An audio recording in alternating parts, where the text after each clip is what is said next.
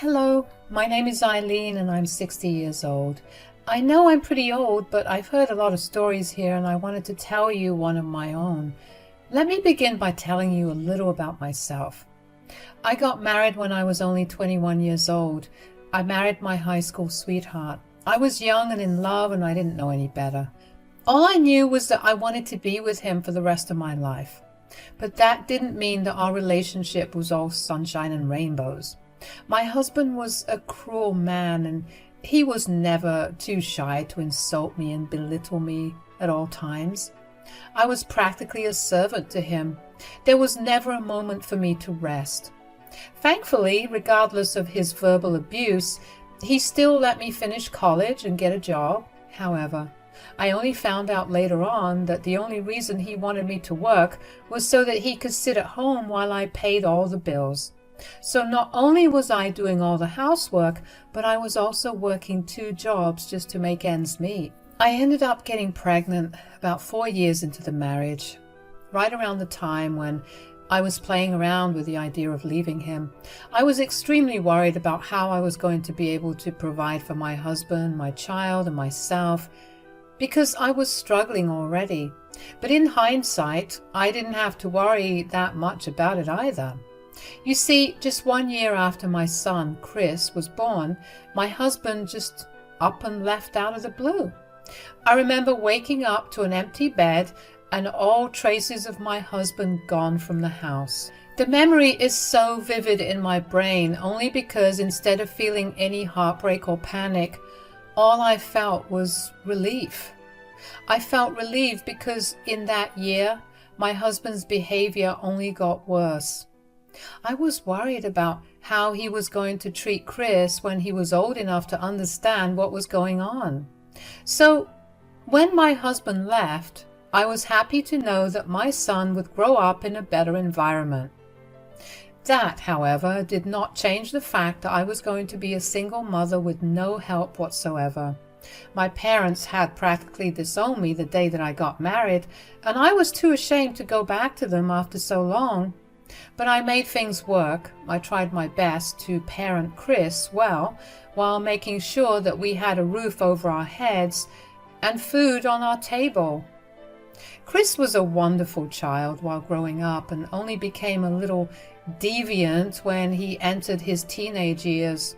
Looking back, I think he must have gotten mixed up with the wrong crowd, and I was too busy working hard to notice the changes in his behavior. Regardless, he still did well in school, and I was able to save up enough money over the years to be able to send him to college with minimal debt required for him. Chris chose to stay at home with me while he attended college, which was only a 20-minute drive from home. I didn't mind that because I really didn't want to be home alone. About 6 months into college, Chris told me that he had a girlfriend named Hannah. He told me that they started talking because they shared a class and they'd been going on dates for a while. I was happy for him, and I never pushed to find out more than he was willing to tell me. I did ask him once to show me a picture of his girlfriend, but he vehemently refused, and even though I thought that was odd, I dropped it. Just 3 months after Chris told me about his girlfriend, I came home from work to find him frantically packing his clothes into a suitcase. I was alarmed and confused, so I asked him why he was packing his things. "Whoa, why are you packing up everything?" "I'm sorry to do this to you, Mom, but I need to leave the state." "What? What are you talking about?" "So, you know that I've been seeing this girl, Hannah, right?" "Yeah, don't tell me that you're planning on moving away with her or something. You're too young for that." "No, it's the opposite. I'm running away from her." "Why? Did she hurt you?" "No, but I did get her pregnant." "What?" "And she wants to keep the baby. I want no part of that. I'm too young to be a father." "First of all, how could you be so irresponsible, Chris?" "I wasn't trying to be irresponsible, Mom. It was a mistake." "A very grave mistake, that's for sure. But you can't just leave like that." "I can. Hannah won't listen to me, and I do not want to be anywhere near a child. Hannah thinks that I want to be a father, and she believes that once the kid is born, I'll have a change of heart and I'll want to be a family with her, but I don't want that at all. So what? Are you just going to run away? That's going to solve your problem? If I move away, Hannah will finally realize that I don't want to be a father and she'll leave me alone. Chris, this is not how I raised you to be. You can't just run away from the consequences of your actions. You need to step up and be there for Hannah. No way. Do you know how much this is going to ruin my life? You should have thought about that before you were careless. I get it. I made a mistake. Now let me go. I'll text you and call you whenever I can. If you leave this house, I will no longer consider you my son. That's insane. Why are you supporting my girlfriend who you don't even know over your son? I will support my son when he shows me that he's a decent human being. At least deal with all of this legally so Hannah has no option to force the child onto you. That just seems like too much work. This is easier and faster. You can't tell me that it's a bad decision when you know that deep down you agree with me too. I do not agree with you or your choices at all. And if you must know what I feel deep down inside, it's a disappointment. I'm so disappointed with you because no child of mine would be so heartless. Whatever, Mom. I don't have time for any of your emotional dramas. I'm going. Bye. I tried to stand in between Chris and the door, but he gently shoved me away before leaving. I was shocked. I couldn't believe that Chris would be capable of doing something like that. I knew that I couldn't fully blame him. Maybe if I had properly educated him before he started going to college, I could have helped prevent this pregnancy. Even so, I couldn't believe that Chris was the type of person to just run when confronted with a problem. Over the next week, I tried to call him several times, but none of my calls would go through. I didn't know whether he'd blocked me or if he'd disconnected his number. I was worried sick and I spent several nights awake. I tried to get the police involved, but they told me that since Chris had left voluntarily, there was nothing that they could do. Just as my panic was beginning to lessen and I was beginning to come to terms with Chris having left me for good, I got a knock on my door. I opened it to see a woman about Chris's age, and she looked like she had been crying for days, and I could tell because of her swollen red eyes. She greeted me first. Hello, Mrs. Hello, Miss Hanson. Hello. If you don't mind me asking, who are you? I'm Hannah. Oh my gosh, come in. I'm so sorry I didn't recognize you. Chris never showed me any pictures of you. It's okay.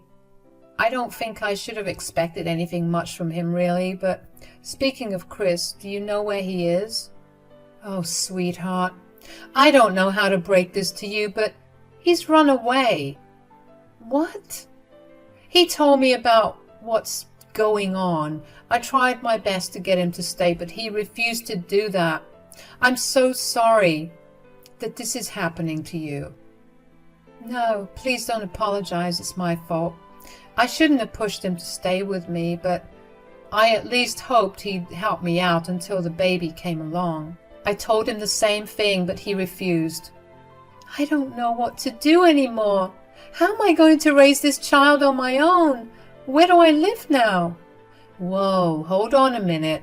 What do you mean by you don't know where you're going to live? Don't your parents live close by? They do, but they kicked me out. They had only one rule for me when I went off to college, and that was to not get pregnant, and now here I am. They refuse to see me or my baby. Oh, sweetheart, I'm so sorry that you have to go through all this. You don't deserve to. My parents were right. No offense, but Chris was not a good guy for me. I fully understand why they must have thought that. I tried my best to bring him up in the right way, but some people just cannot be helped, I guess. But what I can do is try and make up for my son's atrocious actions. What do you mean? What I mean is that I want you and your child to move in with me. I'll take care of you, and I'll help you out as best I can. You have nothing to worry about. I want you to finish getting your degree too, so you can find a good job to support yourself and your child. Really? You do that for me? Sweetheart, I know what it's like to be a single mother. I know the troubles that we have to go through, and I do not want that to happen to you. Now that Chris is gone, I can use what money I saved up for him to help you and my grandchild. Thank you so much, Miss Hanson. Oh, please call me Eileen. Where are you staying currently? I'm living in the dorms at college, but I doubt that I'll be able to live there comfortably while I'm pregnant. I'll tell you what, how about this weekend I'll help you move out of there, and we could grab your things from your parents' place too, if you'd like. Really? Of course! In the meantime, you need to do all the work that comes with moving from the dorms, like informing your college about the pregnancy and stuff. And if you need my help with that too, don't hesitate to ask. Thank you so much, Miss Eileen. I couldn't believe that Hannah had been abandoned by everyone who was supposed to help her out, including my son. Finding out that he knew about how her parents disapproved of him, he knew that she would not be able to comfortably go through the pregnancy, and he still chose to leave her. Made my blood boil. Of course I was very serious about my promise to help Hannah out in every way that I could. The first thing I did after she left was to repurpose Chris's old room. I threw out all the things that belonged to him and made room for all of Hannah's things. I also emptied the spare room that I was using for storage to make room for a nursery. I spent the next week refurbishing the rooms for Hannah and my grandchild, and also helping Hannah get all the paperwork done for university and moving out of her dorm and parents' place. Hannah never stopped thanking me throughout it all, and every time she thanked me, my heart hurt to think about how she had been treated. I knew that I was going to make sure that Hannah didn't struggle again like this. After Hannah moved in, I made sure that Hannah was comfortable. She burst into tears when she saw her room and the nursery, and she would not stop thanking me. I promised her again that I would take care of her in every possible way that I could. I made sure she ate properly and took her to all her doctor's appointments. Finally, when the time came to give birth to her child, Hannah asked that I be there by her side, and let me tell you, I cried hard when she asked me to do that. I was so touched that she trusted me enough to let me be by her side when she was most vulnerable. After 12 hours of labor, Hannah gave birth to a beautiful baby boy named Adrian. Having Adrian at home made me question how I went through taking care of Chris when he was that age all by myself. Newborns are difficult to handle, and they really take everything out of you. But I made sure that Hannah had a good night's rest most days because I wanted her to focus on her studies so she could land a good job. About 1 month after Adrian's birth, I got a call from an unknown number. Hello? Who is this? Hey, Mom, it's me, Chris. Oh, do you want something? Okay, I know that you're mad at me for not contacting you for months. I'm sorry. I had to lay low, so Hannah had no way to contact me. That's good for you, Chris. Aren't you worried about me? Not really.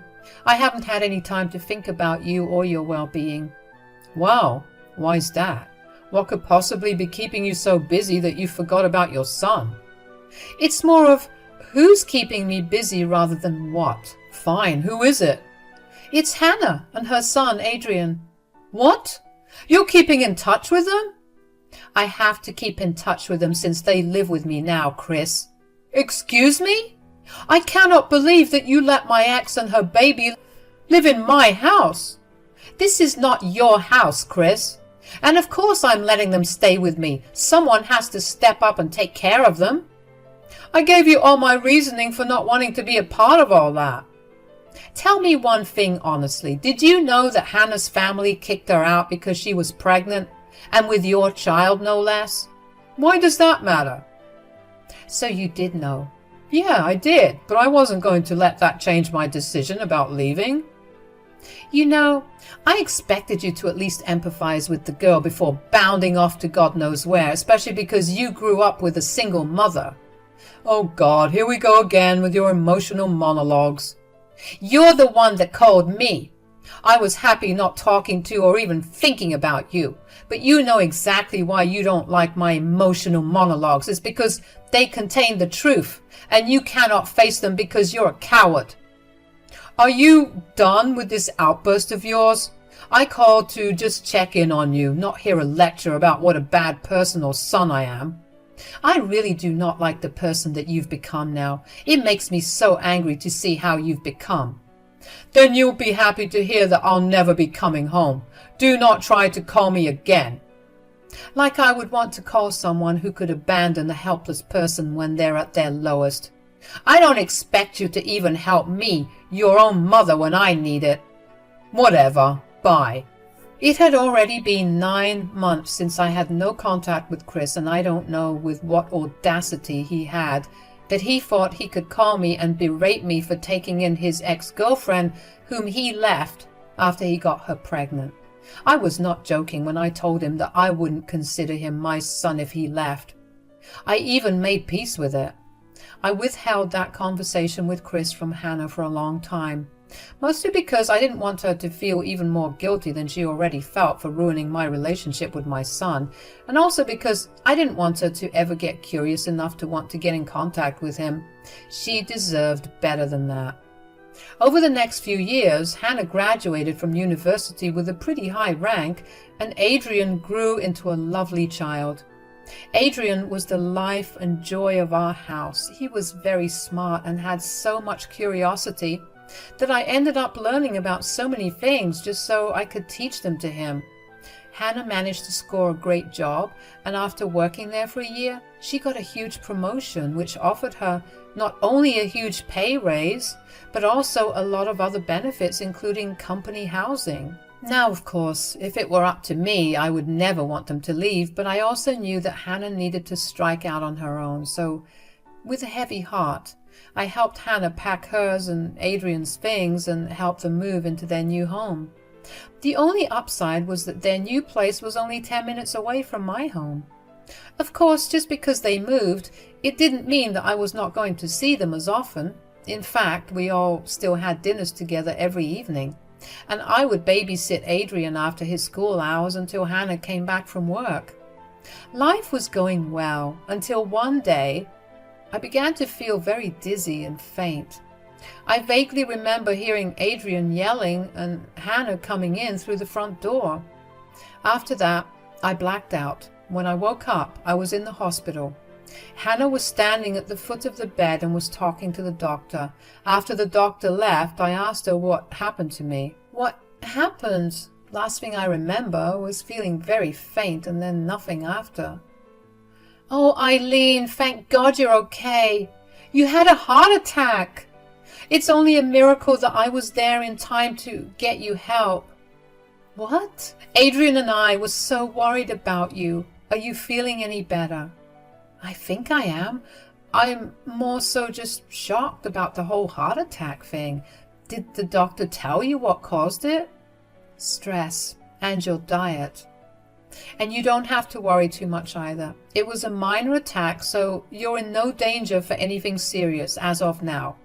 You just need to relax a little more and be more conscious of your diet. I guess, but let's be honest, knowing that I had a heart attack that could happen again is what's going to stress me out more than anything. Hey, it's all right. Adrian and I are going to be here with you. Why don't you tell me what I can do to help you feel better and less stressed? If I'm being very honest, I kind of want to meet a lawyer. A lawyer? Why? Well, this whole episode got me thinking about how I need to get all my ducks in a row, you know. Eileen, you're going to live a long life. You don't have to get so worked up about one minor scare. I know, but I already had my will made a long time ago, right after my husband left me and Chris alone. I obviously set him up to be the sole inheritor of all my assets and money, but I don't want that anymore. Oh, if you don't mind me asking, who are you going to make the inheritor of your assets? You and Adrian, of course. What? Why us? I mean, we love you more than life itself, and you've done more for me in these 14 years than my own parents have, but you don't have to do that. Why don't you donate your things to a charity for single mothers or an orphanage? That's a great idea. I'll donate a portion of my assets to charity and the rest will go to you two. You two are the only family I have remaining. Chris is practically dead to me, and I want to make sure that the two of you are well taken care of even after I'm gone. Okay, let's not talk about you going anywhere right now, although I am very grateful for the fact that you thought about us so much. How about you get some rest for now, and tomorrow we'll find you your lawyer. That sounds perfect. I was genuinely shocked at what had happened to me. I knew I didn't exactly live the healthiest of lifestyles, but I never thought I'd be affected in this manner. The heart episode was a wake-up call for me to get my act together. The next morning, after some more checkups, I was discharged from the hospital. Hannah tried to convince me to go back home and get some rest before doing anything else, but I was adamant about going to a lawyer. I had experienced firsthand how fleeting life could be, and I did not want to waste a second to do the right thing. Hannah drove me to a good lawyer, and I revised my will. I also made sure to add a clause stating that Chris would get absolutely nothing from me. I wanted to avoid all possibilities of Chris getting a hold of my assets. After seeing how disgusting he could be, I was sure that he would contest the will and try to take away everything that I wanted to give Hannah and Adrian. And it was a good thing that I followed my instinct, because only 2 weeks after I amended my will, I had a knock on my door.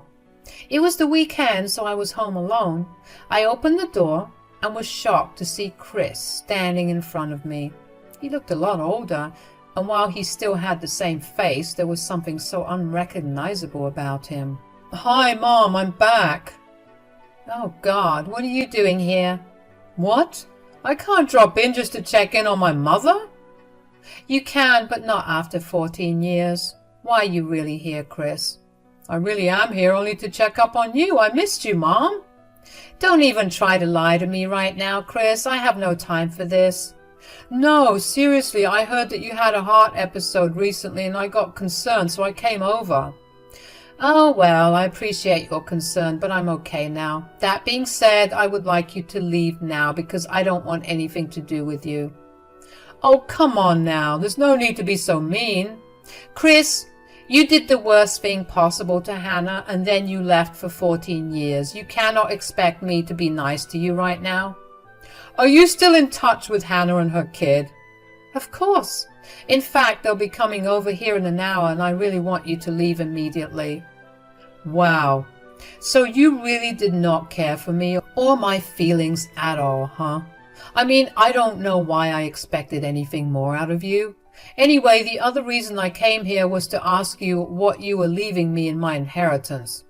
I need to make some life-altering plans, and I need to know what exactly I'm getting." "Why will you get anything from me? I have no son to give my inheritance to." "You can't be serious right now. Are you really telling me to my face that you have no care for me? I made one decision that you didn't like, and you're punishing me by taking away my potential future?" "What are you even talking about? I sacrificed everything to make sure you had a better life. I tried my best to raise you well, and you threw all my efforts down the drain the second you abandoned the girl you impregnated. You saw how I struggled to raise you on my own, and you saw no problem doing that to another woman. Your one decision almost ruined another woman and child's life. You don't deserve anything from me." "You know, I could contest that will of yours in court, right? I'll make sure to get something." "You don't think I'm stupid enough to let that happen, do you? You're a despicable person, and you need to get off my property right now before I get the cops involved." I shut the door in Chris's face and then numbly walked over to my room. I will not lie about how I felt. I was genuinely shocked to see Chris standing in front of my house. I had practically made peace with never seeing him ever again, and to see him there looking happy and healthy made all the pain and heartbreak I endured when he left come crashing down on me. I missed him, obviously. He was my son. But him confessing that he wasn't even here to make up for his mistakes, but for his inheritance. made my heart break all over again. Once again, I was struggling to understand where I went wrong when I was raising him. I wondered if there was anything that I could have done differently. Maybe I could have worked less, or I could have been a little more strict instead of being understanding and letting some things go. But then again, I knew that I did my absolute best to raise him in the best way that I knew.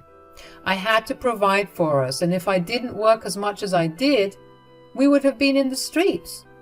I had to remind myself that Chris was an adult when he made the decisions that he made, and even though he was still very young, there was never a time when I hinted that I wouldn't help him out. He had 14 years to right his wrong, but he chose not to. He chose to remain away from home. I don't know how he found out that I was sick, but there is one thing that I'm glad I did: rewriting my will. I managed to get myself together after that interaction, and I was even happier to see that Chris had left my property. By the time I had calmed down, Hannah and Adrian had come over. I told Hannah about what happened, and for the first time ever, I had seen her get angry. Hannah had the sweetest temper, and I had never seen her get angry. She was angry that Chris had the audacity to show up only to question his inheritance and not to express care for me. I was grateful that Hannah felt that way too. I was beginning to feel like I was overreacting. Hannah did ask me if I wanted her to confront him about his behavior, but I shot that down immediately. I saw no need to rehash the past. Confronting Chris would not change his mindset, and we were all happier living on our own terms with Chris out of the picture. The next few days were filled with anxiety for me because I was worried that Chris would randomly come over to talk again. But thankfully, that never happened. Hannah could tell that I was anxious and she was worried for my health, so she and Adrian stayed with me for the next week. It was nice having them back at home, and it reminded me all over again why I didn't want Chris to be a part of my life ever again. It's been about a month since I saw Chris, and things have gone back to normal again. I don't think he's still in town anymore, and even if he was, I don't care. I may have lost my son, but I know one thing for sure. I gained a daughter and a grandson, and nothing has made me happier than that.